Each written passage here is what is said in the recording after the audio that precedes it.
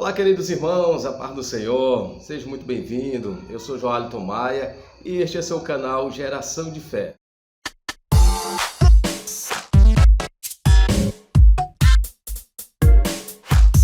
Quero agradecer você que está ligado neste canal Geração de Fé. Se já é bênção para a sua vida, eu quero pedir a você que você dê aquele like para ajudar o nosso programa. Também, se você ainda não é inscrito, que você se inscreva e compartilhe este vídeo com outras pessoas também para abençoar a vida de outros irmãos. Muito bem, a lição de número 8, 24 de maio de 2020. Nós temos como título edificado sobre o fundamento dos apóstolos e dos profetas. Esta lição é uma lição bastante importante para nós e também no momento que estamos vivendo. Este momento que nós estamos passando de pandemia, esse momento que nós estamos passando de crise econômica, é momento da igreja estar sempre de pé, alicerçada, firme nas promessas de Deus e nos ensinamentos. O que nós devemos estar firmes não é nas notícias, não é em todo o cenário de pavor, que nós estamos vivendo, e sim nas promessas e nos ensinos que Jesus deixou. E esta lição ela vem nos falando justamente sobre isso, sobre os ensinos, porque o que nos fortalece e o que nos dá base são os ensinos de nosso Senhor Jesus Cristo. Não são as informações, não são todo este cenário que nós estamos vendo aí de pavor, de destruição, de calamidade pública, e sim estar firme, nós como igreja do Senhor, estarmos firmes nas promessas, nos ensinos do Senhor Jesus. O Senhor disse que neste mundo nós passaríamos por esse momento de aflição, esse momento de angústia, e quando nós passamos por esse momento, às vezes a gente fica um pouco sem chão, sem saber o que fazer, mas é o momento que nós devemos nos lembrar das promessas de Cristo, do que Ele falou, do que está escrito em Sua palavra, e certos de que o nosso parecer, o nosso destino não é esta terra. Por mais que esteja tendo só notícias ruins, mas nós temos que crer e acreditar que o nosso destino é o céu de glória. Então, pode tudo acontecer, mas temos a certeza que Jesus irá nos levar para o céu, e lá não há mais tristeza, não há mais angústia, e sim só gozo e alegria junto com o nosso Senhor Jesus Cristo. Verdade prática diz assim: edificado sobre o fundamento dos apóstolos e dos profetas, de que Jesus Cristo é a principal pedra de esquina. Está localizado em Efésios capítulo 2, versículo 20. Quero ler também com os irmãos a verdade prática, que diz assim: Jesus Cristo é a pedra basilar da igreja, que está edificada por meio dos ensinamentos dos apóstolos e do testemunho dos profetas. Glória a Deus por isso. Eu quero referendar para você também a leitura bíblica em classe, que está localizado em Efésios capítulo 2, versículo 20 e o versículo 22. São dois do versículo 20 ao versículo 22. Também no livro de Mateus, no capítulo 7 e o versículo 24 a 27. Glória a Deus, nós estamos diante de um desafio muito grande. Quero dizer que você que está ligado agora neste canal aqui, você é um bem-aventurado. Tanto neste canal, também é você que fica dedicado à palavra de Deus, você que tira um tempo de oração com o Senhor Jesus. O horário e o tempo, o momento em que estamos vivendo, é dessa forma que nós devemos fazer.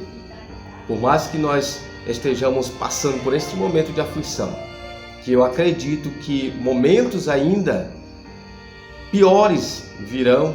Eu não sei se a igreja estará aqui.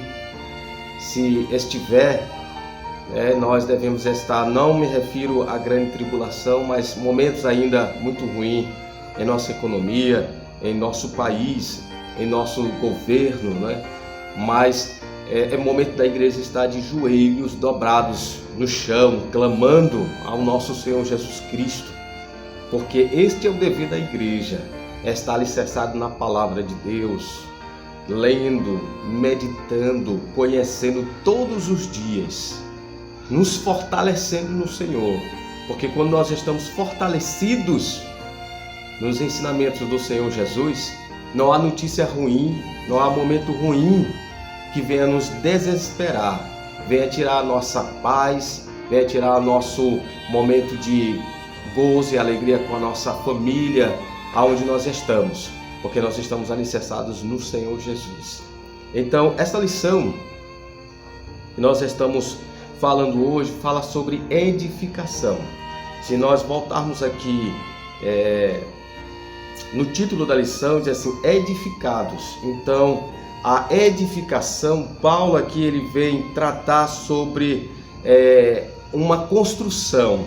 E para os que são construtores, para aqueles que já puderam acompanhar uma construção, podem observar que a base que é feita, ela é a mais importante. A base na qual é feita uma construção é muito importante. Eu me lembro que uma vez, quando eu e meu pai estávamos em casa e nós estávamos fazendo a fundação de nossa casa, meu pai começou a cavar e percebeu que a areia era fofa.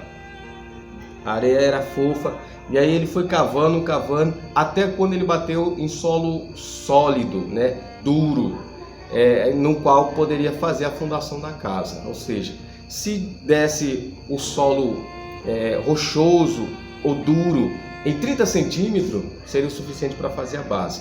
Mas enquanto ele não achou, enquanto ele não conseguiu achar a base sólida para a construção da casa, ele não parou de cavar. Aí no momento que ele achou o terreno sólido, aí sim, ele começou a construir. Então isso se chama edificação. A edificação, ele sempre tem que ser o fundamento, a base, tem que ser bem feita, porque é nisso que é construído todo o prédio. Então Paulo ele sempre compara os ensinos de Jesus, dos apóstolos, e dos profetas como um fundamento, como uma edificação para nós, igreja hoje da atualidade. O primeiro ponto diz assim: um edifício natural. Eu quero ler, acompanhar com os irmãos que tiverem sua lição aí na sua casa e quiserem acompanhar, nós iremos aqui tratar sobre alguns trechos da lição. Então os irmãos podem estar de posse aí com a sua lição, nós estaremos aqui acompanhando, os irmãos vão marcando, vão tirando as suas dúvidas aí, e nós estaremos aqui também sendo abençoados por Deus e abençoando também os irmãos. Então o primeiro ponto, acompanha aí, um edifício espiritual. Aí tem o primeiro tópico, que é assim, o santuário judeu. Diz assim: o templo em Jerusalém era o símbolo do exclusivismo de Israel como povo de Deus. Está localizado lá em 1 Reis, capítulo 8, que era o templo aonde Salomão construiu, que foi permitido a Salomão, que era filho de Davi. Davi tinha maior vontade, desejo de que isso acontecesse na gestão dele, mas Deus não deixou e deu este privilégio a Salomão. Então, desde então, ficou como símbolo de todo Israel e povo de Deus o templo, o templo. Só que adiante, mais aqui à frente, existia uma rejeição ou uma proibição, assim, a proibição dos estrangeiros acessarem o templo era motivo de inimizade entre judeus e gentios. Está lá no capítulo 2, versículo 4 do livro que estamos estudando. Ao reconciliar ambos os povos, Cristo aboliu leis cerimoniais, desfez a inimizade entre eles e formou uma nova humanidade que se chama igreja, que nós hoje somos em pleno século 21, no ano de 2020, somos chamados de igreja, Não somos chamados mais propriamente de povo de Israel, mas hoje nós temos um nome que foi através da morte de Cristo, foi através da morte de Cristo que nós somos chamados hoje de igreja. Então eu quero analisar com os irmãos aqui rapidamente esse primeiro um momento aqui, nós podemos identificar que existia o templo, só que esse templo trouxe, nos tempos de Jesus, uma dificuldade muito grande para que os gentios, que nós explicamos em uma aula anterior. Se você não acompanhou a nossa aula anterior, você pode voltar aqui na nossa playlist do nosso canal, e lá está falando sobre esse assunto, os judeus. Mas eu quero compartilhar com os irmãos, quem eram os judeus? Os judeus eram todos que não faziam parte da linhagem de Israel, ou seja, todos que não eram judeu, todos que não eram israelitas, eles eram considerados como gentios. Eram os povos ou povos que não faziam parte da linhagem de Israel, eles eram considerados como gentios. E eles também que Deus quis que eles teriam também a oportunidade na salvação.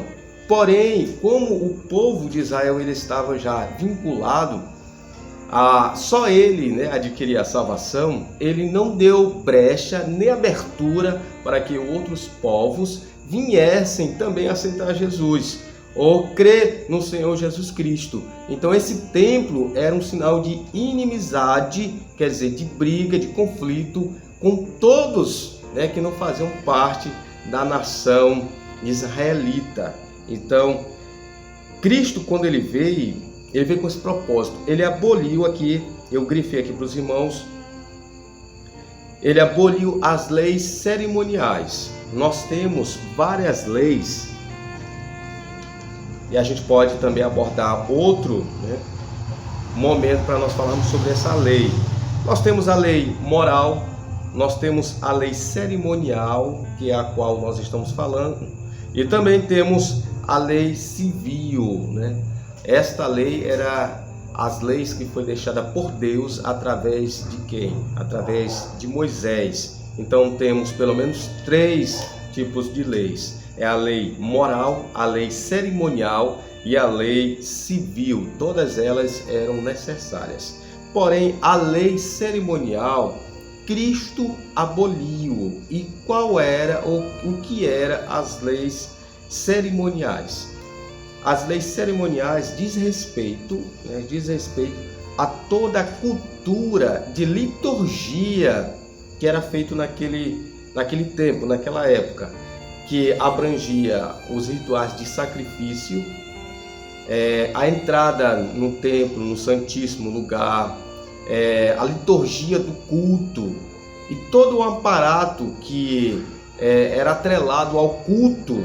A adoração ao Senhor naquele tempo não foi mais necessária quando Cristo veio. Quando Cristo veio, ele aboliu todas essas leis cerimoniais, porque não havia mais necessidade de hoje sacrificar um animal para que a pessoa viesse ter a oportunidade de salvação. Porque Cristo ele já veio dar esta salvação. Então, ali dentro do templo, na época de Jesus, que Jesus veio ao mundo, estava na ativa todos esses momentos de sacrifício. No tempo de Jesus, eles sacrificavam ainda diariamente os animais para abolir o pecado. Tinha ainda a consulta do sumo sacerdote uma vez por ano para perdão dele mesmo e de todo o povo de Israel. Então todas essas leis cerimoniais ainda eram bem vivas e ativas, porém era designada somente ao povo de Israel. Mas Cristo, quando ele veio com o intuito de abolir isso para abranger, abrir a oportunidade, rasgar o véu no meio e todos terem hoje acesso à salvação. Se isso não tivesse acontecido, eu que vos falo seria o primeiro a não estar aqui, porque eu não sou descendente de judeu e nem mesmo sou judeu, então não teria direito à salvação. Cristo pensando em mim, Cristo pensando em você, Cristo pensando na humanidade, ele veio e aboliu essas leis cerimoniais. Porém, eu quero dizer que as outras leis, a lei moral, ela está ativa e é para nós seguirmos, e a lei também civil, ela é válida até hoje. Detalhe, só foi abolida as leis cerimoniais. Então ele desfez toda essa inimizade e aí formou uma nova nação, uma nova humanidade. Como era o nome dessa humanidade? É você, sou eu, somos nós, Igreja do Senhor. Então nós podemos ver o amor de Deus para conosco, bem aí, nesse instante aí, porque se fosse só para os judeus, nós hoje não teríamos a chance de estarmos aqui compartilhando o que Deus fez na minha e na sua vida todos os dias. Louvado seja o nome do Senhor para todo sempre. Se você está feliz, se você está sendo já abençoado ao Senhor, glorifique ao Senhor. Quero dizer que eu me sinto muito feliz em poder compartilhar a palavra de Deus. Deus tem me abençoado e acredito que também está lhe abençoando. Se você estiver sentindo que não está sendo abençoado por Deus, eu quero lhe dizer, nesse momento, receba a bênção do Senhor Jesus, seja abençoado. Qual que for o problema que você estiver passando, Deus é a solução. Eu creio fielmente que Deus, Ele é o único que pode resolver o teu problema, seja na saúde, seja em qualquer momento que você estiver passando aí, o problema que você estiver passando, Deus, Ele é a salvação, Ele é a solução, não há outro. Não adianta você correr para um lado, para o outro, porque só Jesus Cristo é que pode resolver o seu problema. Creia no Senhor Jesus, receba esta palavra e receba a sua bênção neste momento. O segundo tópico diz assim: o santuário cristão. Nós falamos sobre o templo, falamos sobre o santuário judeu, que era a referência do templo. Qual era o santuário judeu? Era o templo. Este templo foi feito por Salomão, era o templo onde eles adoravam ao Senhor Jesus. Porém, este templo, ele foi transformado. Nós dissemos agora há pouco que Deus fez uma nova humanidade chamada igreja. E esta igreja, cada um deles, que somos nós, cada um de nós somos igreja do Senhor, também é falado de templo ou santuário. Cada um de nós somos um santuário do Senhor ou templo do Senhor. Diz assim: os que pertencem a Cristo são comparados a um edifício onde Deus habita em espírito. Glória a Deus por isso. Eu quero fazer menção aqui que você tem o Espírito de Deus em você. Você não está sozinho, você não está desamparado. Por mais que você esteja aí sozinho no seu lugar, na sua casa, eu quero dizer que você tem o Espírito de Deus dentro de você. O ensino apostólico, lembra Salomão, quando este recebeu o templo em Jerusalém, não poderia conter a Deus. Está localizado lá a história em Romanos capítulo 8, lembrando que este templo que foi construído por Salomão, ele não poderia conter Deus dentro daquele templo, porque Deus é imenso, Ele é grandioso. Então, aquele templo que Salomão construiu era também imenso, grandioso, mas não poderia conter Deus, não poderia receber Deus, mas Ele cabe dentro de você. O templo de Salomão não conteve Deus, mas você tem Deus dentro de você. Olha que bênção, olha que segredo magnífico é esse. O templo de Salomão não conteve Deus, Deus não poderia habitar ali dentro, mas habita dentro de você, habita dentro de mim, e glória a Deus por isso. E reafirma a instrução de Estevão que o Altíssimo não habita em templos feitos por mãos de homens. Está lá em Atos capítulo 7, versículo 48. Desse modo, os crentes judeus ou gentios tornaram-se o templo onde o Espírito de Deus habita. 1 Coríntios capítulo 3, versículo 16. Glória a Deus por isso. Também ele faz referência aqui em que eles são pedras vivas em um edifício espiritual. Existem as pedras vivas e existem as pedras mortas, né? Porque se existe a pedra viva, tem as pedras também mortas. Mas vamos aqui mais à frente para mim poder explicar melhor isso para os irmãos. A pedra angular, 3. Localiza aí na sua lição. Na arquitetura antiga, a construção de um edifício requeria uma pedra angular. Ela é traduzida como a pedra mais importante ou pedra principal. Ela era posta num canto do prédio para sustentar o alicerce, firmar e unir toda a estrutura e manter as paredes em linha certa. Para que se tenha uma ideia, essa dimensão, em uma das escavações no local do templo em Jerusalém, foi encontrado um monólito com cerca de 12 metros de comprimento. Ou seja, esse monólito, eu vou trago aqui para os irmãos em imagem o que é o monólito. O monólito é esse daí. Os irmãos estão vendo esse monólito que nós estamos vendo aí.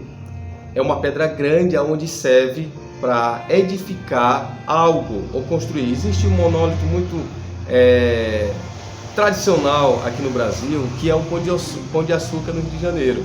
Isso ali é uma característica também aqui na nossa região montanhosa aqui do Nordeste.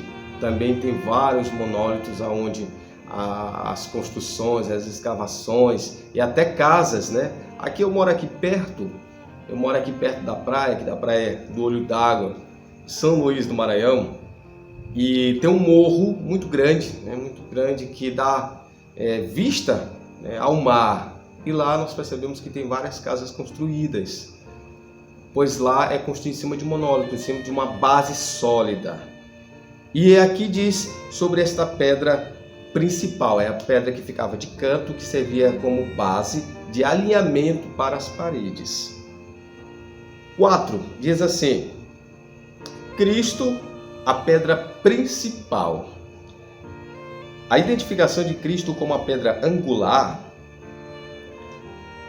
remota à profecia messiânica em que a pedra rejeitada tornou-se a cabeça de esquina, em Salmo 118, versículo 22. Pedra angular. Eu não sei se você já sabe o que é a pedra angular, mas é algo fantástico. Eu quero dizer aqui, relatar para os irmãos aqui o que é a pedra angular. Também eu queria dizer aos irmãos aqui o seguinte: nós estamos gravando aqui na sala de casa, nós não temos um estúdio propriamente dito, então se os irmãos ouvirem sons, né, nós temos aqui uma plateia, podemos dizer assim, que são as motos que passam aqui em frente, os carros, caminhões. Também nós temos nossos vizinhos que cooperam muito com as suas crianças aí chorando, né? E também temos um velho amigo que é um cachorro que é de um vizinho nosso aqui, que todas as vezes que nós estamos gravando ele tem a participação dele. Ele quer também participar neste canal. O nome dele é o Scooby. Então, se os irmãos ouvirem algum som, aí é porque nós estamos nessa dependência. Ore a Deus para que nós estejamos, quem sabe, futuramente em um estúdio, propriamente, para que os irmãos tenham melhor compreensão do assunto. A pedra angular. A pedra angular, eu não sei se os irmãos já ouviram falar sobre cunha. A cunha é um espeto, né, de pau, de tronco de pau, que a gente coloca na enxada. Quando a gente compra uma enxada, a gente bota o cabo, tem um cabo que a gente bota, mas o cabo não fica muito bem ajustado. Quando nós começamos a trabalhar com a enxada, a tendência é daquela enxada sair, né, do cabo. O que nós fazemos para solucionar esse problema? Nós pegamos um pedaço de madeira, né, trabalhamos ela para que ela fique de forma angular, forma pontiaguda, melhor dizendo, e a gente coloca no meio do cabo da enxada. Quando a gente coloca, nós batemos, e aquela enxada, aquele cabo da enxada, ela vai abrindo, dando pressão ao suporte da enxada e a gente bate até chegar ao ponto certo. Quando a gente chega no ponto certo ali, aquela enxada você trabalha anos e anos, o cabo quebra, o cabo fica velho, fica deteriorado com o tempo, mas dificilmente a cunha sai dali, porque fica bem firme. Você abre um buraco, você capina mato, você faz inúmeros serviços com isso e a enxada não sai mais. Isso dali é a cunha, é a peça principal dessa ferramenta. Então, o que era a pedra angular? A pedra angular era uma forma de edifício, de construção muito inteligente, né? E até admirado por hoje, por grandes arquitetos. O que eles faziam? Eles colocavam uma terra empilhada e iam colocando pedras. Os irmãos estão vendo aí um desenho? Coloquei aqui para os irmãos dar uma olhada no desenho. Iam encaixando pedra por pedra. E a maioria mesmo, na antiguidade, todas essas pedras, elas não tinham um betume, elas não tinham um cimento que nós conhecemos hoje, para que elas fiquem firmadas. Não tinha de forma nenhuma. Todas eram lapidadas, as pedras eram lapidadas, e aí elas eram juntadas, e bem no meio, né, bem nessa parte aí superior de cima, era encaixada a pedra principal, a pedra angular. Quando ela era encaixada bem aí em cima, todas as outras pedras ficavam fixadas, firmes, e aí retirava toda a areia de baixo ou superfície que estava ali sustentando e poderia construir em cima, porque a base estava firmada. Agora, se tirasse aquela pedra, essa pedra principal aí do meio, todas as outras pedras caíam, né? Elas desmoronavam, elas não fixavam, não ficavam firmes ali.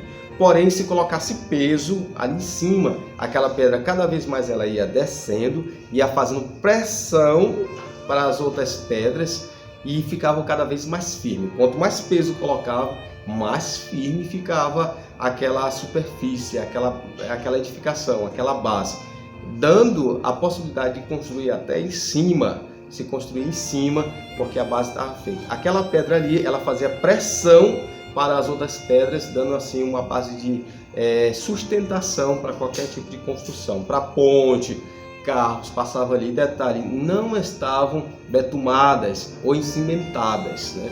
Elas estavam soltas, mas estavam firmes porque tinha uma pedra principal. Cristo é a pedra principal dessa construção.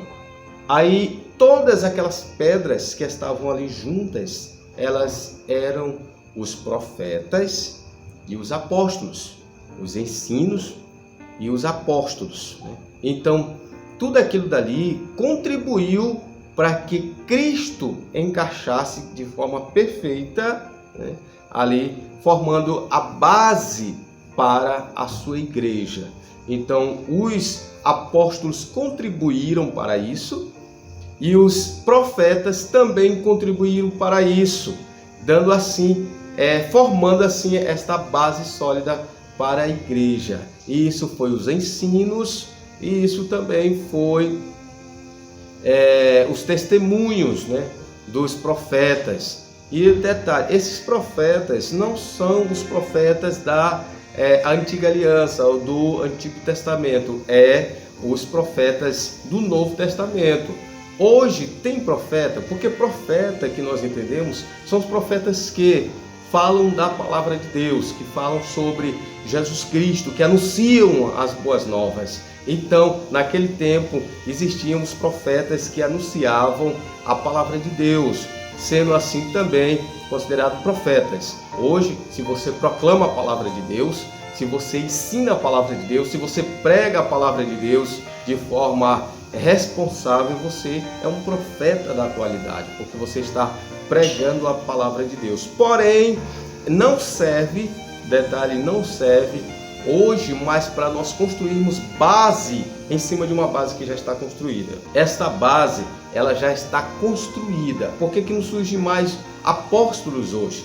Porque os apóstolos, eles receberam do Senhor, do próprio Senhor, eles foram testemunhas oculares do Senhor Jesus, eles viram a Cristo, então hoje não tem como mais formar apóstolos, porque ninguém tem mais condição de ver o Senhor Jesus visivelmente, né?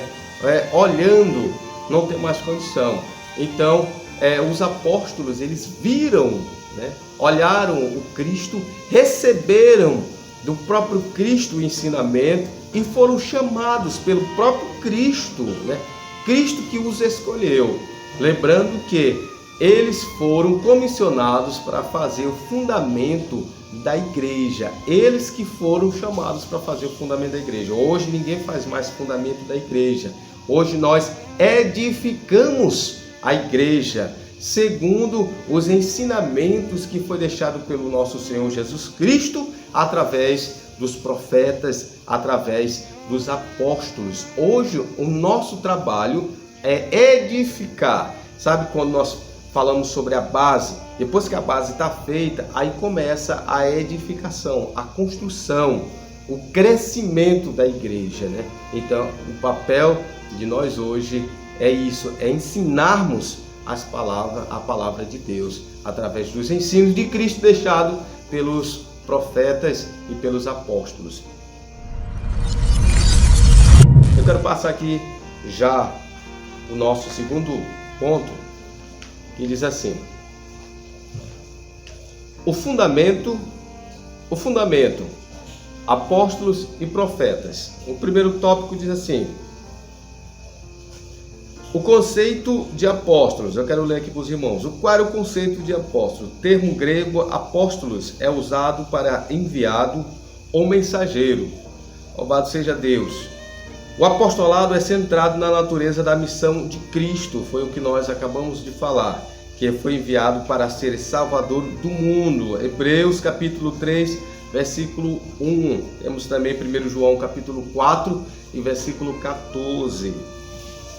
Tem essa história nos evangelhos, né? Mateus, Marcos e Lucas usam o termo quando se referem aos 12 escolhidos por Jesus. Quantos eram? Quantos eram os apóstolos? Eram 12, né? Eram 12 apóstolos. E Paulo, porque Paulo ele veio ser apóstolo de Jesus Cristo para os gentios, também com a missão exclusiva de pregar aos gentios. Quantos eram? Eram 12. Lembrando que após a morte de Cristo tem a substituição de Judas Iscariotes por Matias, né? Para completar aí a escala dos 12. Eles eram testemunho oculares do ministério, morte e ressurreição, né, de nosso Senhor. Lá no primeiro capítulo de Atos, né, nos versículos 21, 22, era uma das exigências, foi uma das exigências dos outros apóstolos que estavam ali para escolher uma pessoa. Disse: olha, nós devemos escolher uma pessoa que foi testemunho do batismo de Jesus, da morte e também da ressurreição de nosso Senhor. Essa era uma das principais exigências para ser apóstolo, chamado naquele dia pelo nosso Senhor Jesus Cristo, através dos apóstolos que ficaram ali. Muito bem, e diz assim: os apóstolos foi confiado o ministério da palavra. Eles pregavam, ensinavam a palavra como nós falamos agora há pouco, com o compromisso de instruírem a igreja. Louvado seja Deus. Neste aspecto, os apóstolos são aqueles que foram comissionados por Cristo, pelo próprio Cristo, para a igreja primitiva e a mensagem de Cristo, ou seja, o fundamento. Eles foram responsáveis pela base. 2, diz assim: a doutrina dos apóstolos. Eu quero destacar aqui, localizei na sua lição, diz assim, não são os apóstolos em si, mas a doutrina que eles ensinavam, ou seja, as escrituras. Então, o que era relevante ali era justamente os ensinamentos que eles deixavam, que foi do nosso Senhor Jesus Cristo, para ninguém ter a idolatria, de fazer assim, idolatrando os apóstolos. Aqui já cai por terra todo esse desejo. Os apóstolos receberam a doutrina diretamente de Cristo. Lá está localizado em Romanos capítulo 6, 1 Timóteo 1, versículo 3. Aí diz assim: não se pode mexer na pedra angular, depois de colocado o alicerce. Muito bem, se tirasse, como eu disse para os irmãos, se tirasse a pedra ali, aquela pedra onde nós deixamos aqui o exemplo, o edifício cairia. Tem um monumento, ainda hoje, em um país, onde as pedras até hoje elas estão lá, não tem nenhum cimento, não tem nenhum betume, e se tirar uma pedra daquela, todo aquele edifício cairá. Então, trazendo para os nossos dias de hoje, nós temos na construção o baldrame que nós fazemos, que é a base da construção, e também temos a viga. Essa viga serve de amarração na construção. Se não tiver essa amarração, não tiver essa viga, essa construção ela estará comprometida e facilmente irá ser derribada, ou possivelmente nem se sustentará em pé. Tópico 3 diz assim: o testemunho dos profetas. Nós iremos falar um pouco sobre os profetas agora. A palavra grega profetes significa proclamador ou intérprete da revelação divina.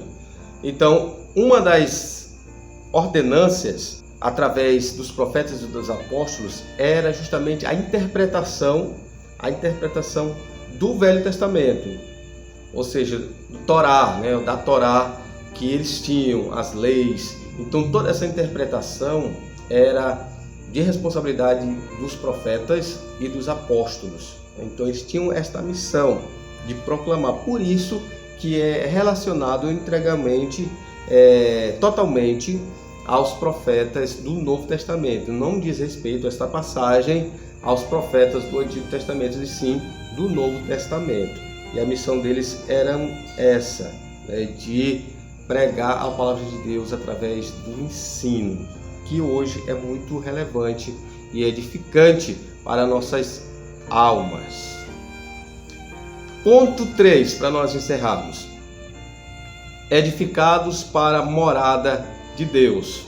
Então, fazendo uma retrospectiva rapidamente, nós falamos sobre o edifício, falamos que hoje nós não temos mais a obrigação de sacrificar animais no edifício, no templo, porque hoje nós nos transformamos no templo, morada do nosso Senhor Jesus Cristo. Glória a Deus por isso.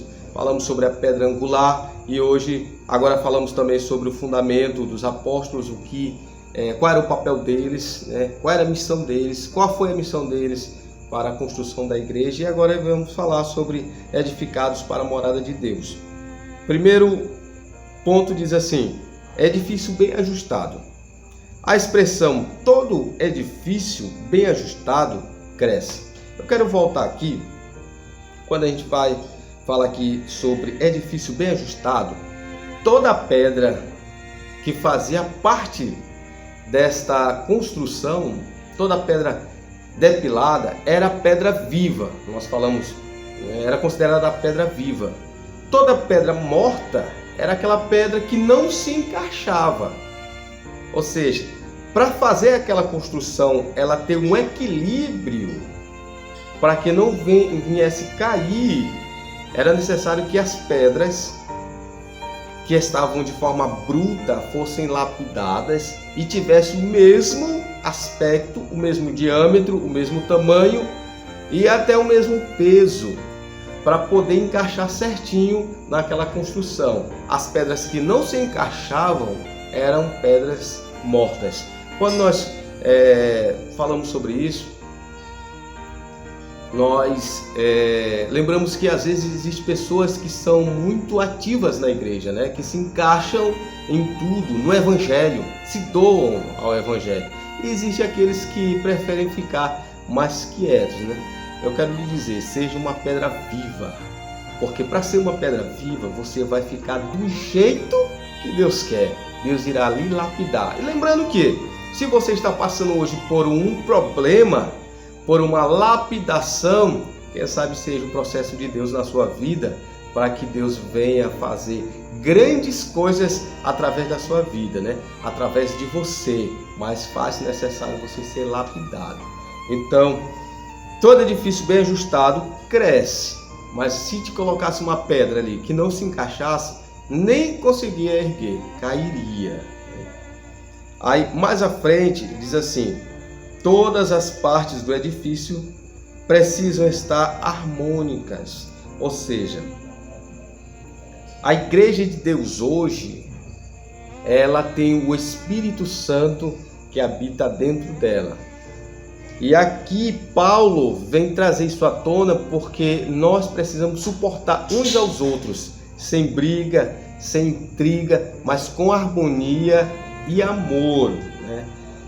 Mais à frente diz assim: o salvo comporta-se como filho obediente e passa a evidenciar o fruto do Espírito. Quais são os frutos do Espírito, né? É a bondade, a temperança, o domínio próprio. Então, tudo isso faz parte, né? Faz parte de um novo nascimento, de quem nasceu em Cristo Jesus, de quem hoje faz parte de uma edificação, de quem tem Cristo que habita dentro dele. Então, todo salvo comporta-se como filho obediente. Eu quero dizer algo a você aqui bastante interessante. Olha só. Quando nós falamos sobre as leis não vêm para punir o cristão. A lei veio para ser cumprida pelo cristão. As leis hoje, para nós cristãos, retrata um sinal de obediência e gratidão a Deus, principalmente gratidão a Deus, porque hoje o salvo obedece a Deus. Hoje quem é salvo, né? Hoje não, sempre foi. Quem é salvo obedece às leis do Senhor. Qual é a característica de um salvo do Senhor Jesus? É ser obediente. Vamos retratando. Para quem é habilitado, ele está apto, ele é agradecido porque ele pode andar por todas as vias da sua cidade, normalmente, tranquilamente, né, sem ter nada que venha lhe impedir. Então ele é agradecido. Então esse é o papel do cristão também. Ele é agradecido ao Senhor porque ele já cumpre as leis do Senhor. Então quem é salvo deve cumprir as leis do Senhor. Eu estive agora há pouco falando com um irmão e ele passou por um momento, e quando ele falou, eu me lembrei que eu ia dizer isso no vídeo. Ele tinha uma bicicleta no qual ele gostava muito, e essa bicicleta foi roubada, né? Ele deixou lá por um momento meio desavisada e chegou um cidadão e levou a bicicleta dele. Aí ele chegou e disse assim: irmão, se eu pego esse ladrão, eu não sei o que eu faço. Ele disse: irmão, o senhor é bravo? O senhor é zangado? Eu disse: não, irmão, eu não sou zangado. Eu gosto de resolver as minhas coisas. Porém, agora eu sou salvo no Senhor Jesus e eu não posso resolver minhas coisas dessa forma. Ou seja, é um exemplo de quem é salvo, de quem entendeu o Evangelho e que a gente deve colocar as nossas questões ao Senhor Jesus. Segundo, diz assim: Templo Santo do Senhor. Eu quero destacar aqui somente um trecho, diz assim: separado do pecado, quem pertence a Cristo passa a viver em santidade. Eu dei agora aqui o exemplo do irmão. O irmão, mesmo roubado, mas ele preferiu deixar a sua vida santa, entregou ao Senhor e relativamente ele já tinha até uma outra bicicleta lá, né? Louvado seja Deus por isso. Então, todos nós que somos hoje nova criatura ao Senhor, somos templo do Senhor, como diz aqui, templo santo do Senhor, nós devemos agir de forma santa, nos afastando de tudo aquilo que nos afasta de Deus. Tudo aquilo que nos afasta de Deus, nós devemos nos afastar. E tudo aquilo que nos aproxima de Deus, nós devemos nos aproximar. Nós devemos ser longânimos, nós devemos ser temperados, porque tudo isso nos ensina a palavra de Deus. E 3 diz assim, morada do Altíssimo. Quero também destacar somente um trecho aqui para os irmãos. Como já vimos, o crente tornou-se templo santo no Senhor. Isso significa que Deus habita em nós por meio de seu Espírito. Então, eu quero reforçar dizendo aos irmãos, você não está só. Você que aceitou a Jesus Cristo, você hoje tem o Espírito Santo de Deus habitando dentro de você. Você hoje é acompanhado por alguém que pode todas as coisas. Esse momento que você está passando, de lamúria, de dor, de sofrimento, saiba que o Senhor, Ele sabe de todas as coisas e Ele está no controle de todas as coisas. O Senhor Jesus, Ele pode resolver o seu problema, basta você entregar na mão dEle e confiar que Ele vai resolver. Eu quero abençoar a sua vida, dizendo que você é uma bênção do Senhor. Quero dizer que você não pode desistir dos caminhos do Senhor, você não pode se distanciar dos caminhos do Senhor. O nosso Senhor Jesus Cristo, Ele está voltando, tudo indica, tudo que está acontecendo, está reforçando que nosso Senhor Jesus Cristo está voltando. Não desista, continue lendo a sua Bíblia, lendo a palavra de Deus, orando, buscando ao Senhor, porque esse é o nosso papel. Nós devemos nos segurar no nosso Senhor Jesus Cristo, que Ele pode todas as coisas.